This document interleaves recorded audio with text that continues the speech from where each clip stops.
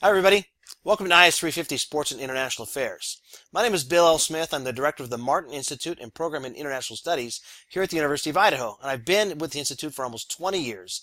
And it's a really cool place to work because we are tasked with studying the causes of war, the conditions necessary for peace, and the international system writ large. That basically means that we get to cover every topic in the world and every country in the world. And one of the things that's fun to do is to find a place where you can look at all of those different topics and all those different countries at the same time through a particular lens. That's where this class comes into existence. I was able to establish this class, created about 10 years ago, and I've really enjoyed updating it as we go along, because one of the things about sports and international affairs that you learn this semester is there's a rhythm to it, and the rhythm is always ongoing, so that even though there's a World Cup every 4 years and an Olympics every 4 years, there's major cycling races and swimming competitions and ice skating competitions and hockey competitions and judo and everything else happening on an annual basis, with championships happening every 2 to 4 years. There's global championships, regional championships, national championships, and then just bilateral competitions where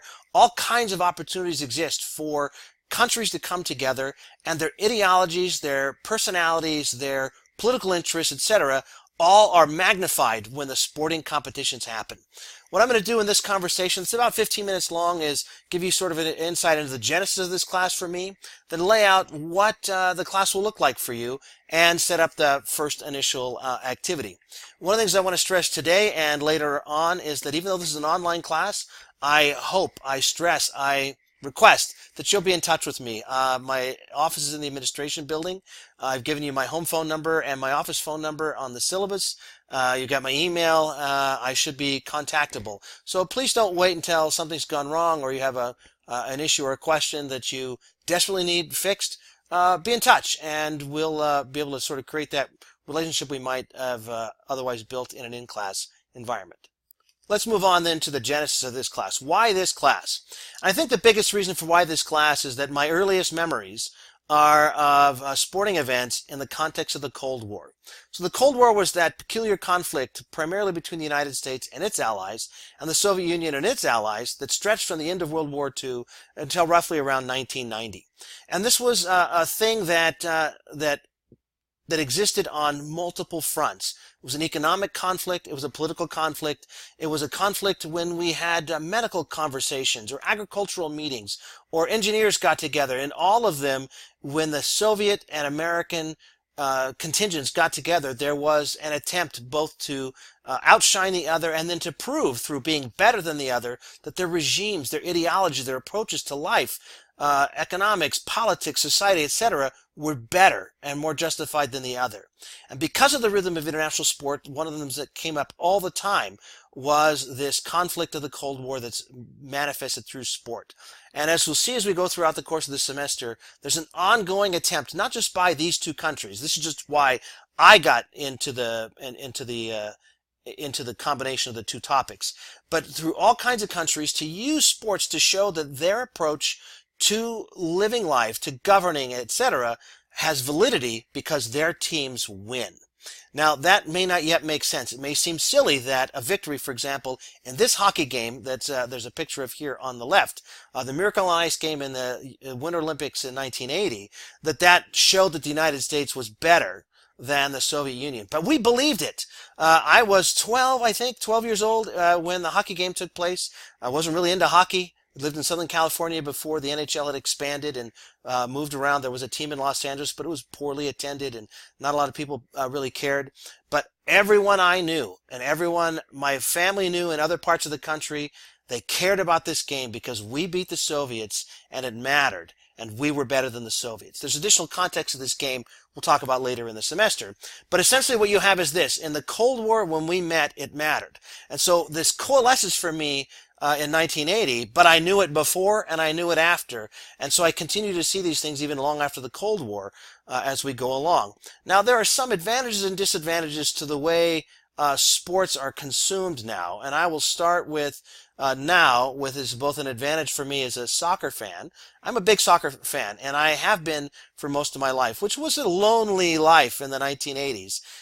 One of the reasons that folks like me have trouble being hateful of rivals like you're supposed to be, maybe some people think in sports, is that I was always so happy to meet another soccer fan.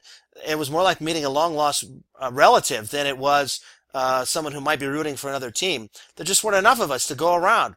So people of a certain age in the United States, I think, struggle with that sort of concept of rivalry in soccer. But the good news for me now is that even though I used to live in the wilderness, played what my high school friends sometimes called the commie sport, because that's what the Soviets played, and so did a lot of other communist nations. I am covered in opportunities to watch soccer now. So this is just on the right is this now thing. This is a snapshot of 1 month in the summer of 2015 when I was watching both the European Club finals in the European Championship, the Women's World Cup in Canada on multiple channels, a major thing covered in the news, not just soccer or club soccer, but women's soccer. Major League Soccer, I'm a big fan of the league. U.S. Soccer was playing friendly games, the men's team, and then there was this thing called the Under-20 World Cup happening in New Zealand. I watched games like Ghana versus Mali. I could watch all of this, but that means that I really only engage narrowly with sports now. A lot of times, and a lot of fans do narrowly because stuff's on all the time. If you're a football fan, it used to be when I was young that the weekdays until Friday night was reserved for high schools. Colleges played on Saturday. Pros played on Sunday. There wasn't a Sunday night game, but there was a Monday night game. But by and large, that was it. You had to sort of you had to spread out your fandom. But now the major sports in football, major leagues are playing all the time, and there's even an NFL channel, and you don't really have a need to stretch yourself. When I was young, there was this program through which most people engaged with the wider world of sports, cleverly then called the Wide World of Sports. Even if you have never heard of it, you've probably heard one of the lines from it before there. One of the slogans for it was the thrill of victory and the agony of defeat. It was a 3-hour program on on Saturday afternoon, and you could watch a little bit of everything from motorcycle racing to tennis to soccer to rugby to wrestling matches and martial arts. It was there, and we engaged with it broadly. So that meant that you engaged differently in a lot more sports.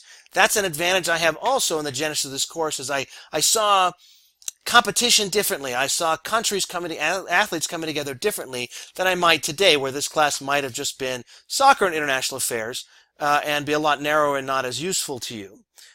So there you go. There's the genesis of the course. Why this class? From the Cold War to the wide world of sports. And that brings me to talking briefly about the course goals.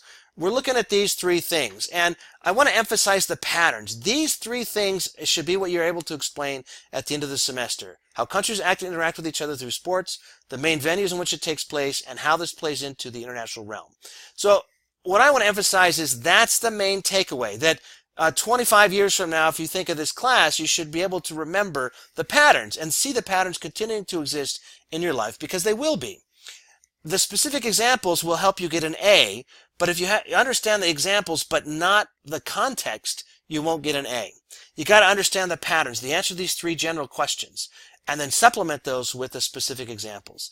And you got to put them in the context of this topic. So this isn't a sports class, it's a sports and international affairs class. So that would mean if I gave you an assignment to define for me why an Ethiopian marathoner named Abebe Bikila, who won gold in 1960, why he mattered.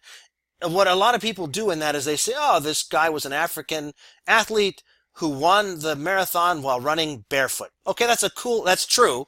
It's a cool and neat anecdote. But in the context of this class, what matters more is the context. Ethiopia, a proud, ancient nation, had been conquered in World War II by Italy. 1945 is when the war ends and the Italians get thrown out. 1960, the Italians are hosting the Olympics. And the signature event, which isn't the signature one for us now, but it was in 1960, is the marathon. And the Italians set up the course to make it appear to the world, not just appear, but to show the world the greatness of their heritage. And instead, this barefoot runner from the country they had conquered 15 years earlier wins the race running past and through all of these great Italian monuments.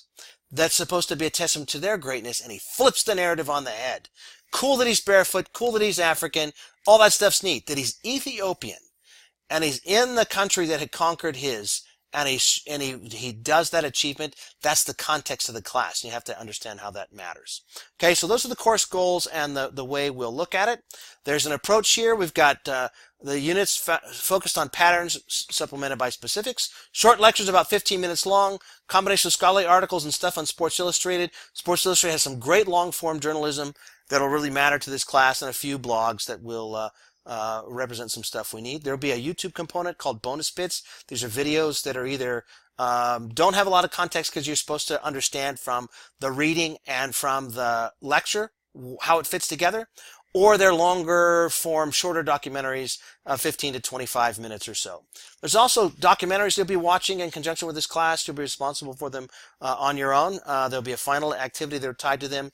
These are the 4 here. They're great films, and we'll pick them up later. This is a boring slide. Sorry about that. We'll have this intro activity. The graded stuff is unit activities, the notes you'll turn in, a discussion you'll have in the final synthesis essay. What it looks like is this, that here when you open up Unit 1, you'll see it laid out here, an overview, the notes template that you need to take notes. You'll be submitting those to me. And then each topic, there's 7 per unit. If you click on it, it opens up. You have a lecture, some articles, the bonus bits, and we'll follow along from there. So great, that's the pattern. And now I want to shift to what I want to have you do for this unit, this intro unit and this activity. So we're going to start with the Olympic table. And we're going to start with who wins medals and what it means. So usually when people look at the Olympic medal table, they're looking here at the top. Who wins? This is our attempt to prove, right, that we're the best. We won 121 medals. That's more than anybody else. We're better than anyone else. There is some politicking going on in the way you list these. This is from the BBC, and you'll see that they organized this table to show that Great Britain did better than China in the Olympics because they won 27 golds to China's 26. If you turn it into a Chinese source, they'll list it by over here. See, China actually won more medals than Britain, and so they would put themselves second and Britain third. But what we're going to do is we're going to start our first activity at the bottom of the table. In the last Summer Olympics, there were about 210 competing nations. Only 78 won any medal at all. We're kind of medal hogs in the United States. Between the U.S., China, and Great Britain, 250 of the medals came from those 3 countries. And so we're going to look at what it means when rare medals are won down here at the bottom of the table. So there's a lot of one-offs. And actually, the majority of countries in the world have never won any medals. It was only 2012 when Guatemala won its first one. And it can really matter in a country when they win a medal if they're down at the bottom. And they can come from relatively obscure sports. For example, Eric Borondo, he won the silver in race walking. That's not really a thing in Guatemala any more than it's a thing here. But it mattered to the Guatemalans that he won. And he won their first ever medal, and he became a big story there. Other countries have won a handful of medals over time. For example, Israel's only won 9 medals all time since 1948. They've won 1 gold. And the fellow who won the gold in 2004, a guy named Gal Friedman, he won in windsurfing. We call it windsurfing. It's windsailing in the Olympics. It's a pretty exciting competition. He then was listed in a 2005 survey of great Israelis, all Israelis, from 1940 to the present, one of the top 25 most important Israelis ever, a windsurfer, because he won gold in the Olympics.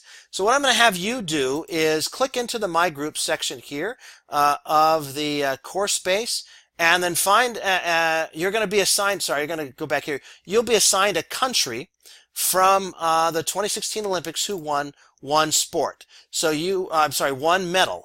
And there's just several of them here. I'll assign you maybe Burundi, maybe Grenada, maybe Niger.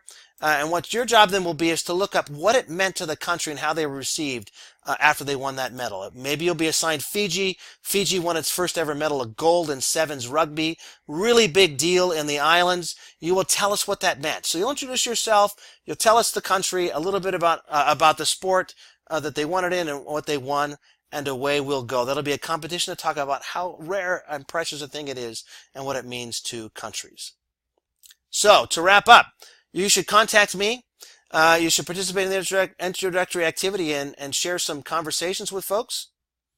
And then from there, we'll try and have a relationship, both between you and the other students, me and you, and us and the material as we go through the course of the semester on sports and international affairs.